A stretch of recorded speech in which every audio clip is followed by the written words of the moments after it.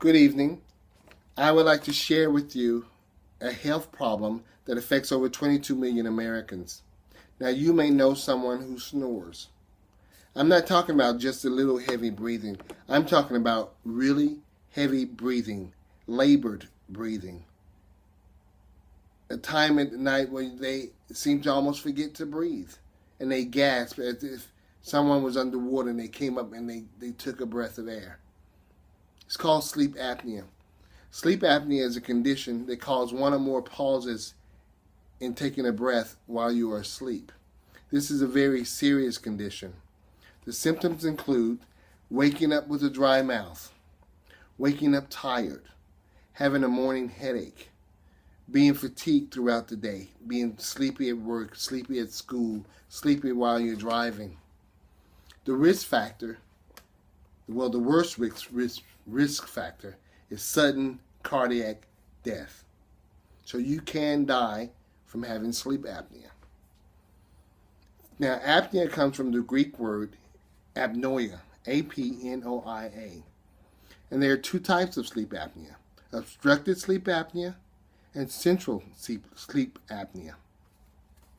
Now, obstructed sleep apnea is caused by the blockage of the upper airway, causing the throat muscles to collapse when you're lying down, which narrows the airway, which causes, lack of, you won't have effective breathing, effective intake of air. Centralized sleep apnea is caused by the brain's failure to initiate respiration during sleep. Now, obesity, high blood pressure or hypertension, diabetes, drug and alcohol use are some of the causes of sleep apnea.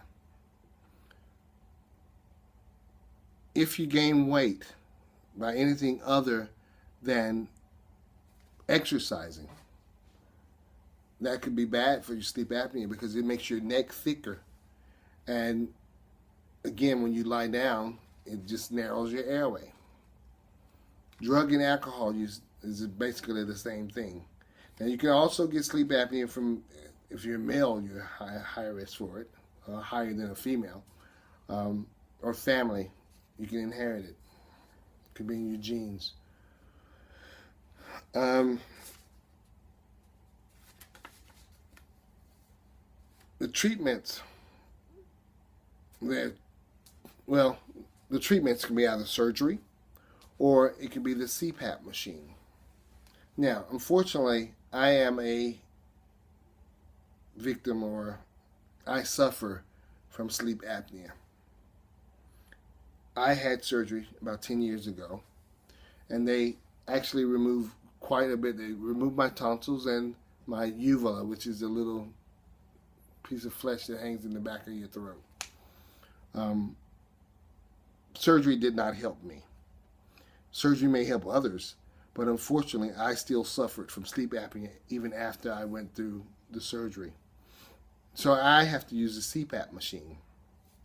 Now, briefly, I didn't bring the whole machine out, but I wanted to share with you how it looks. This is the nose piece.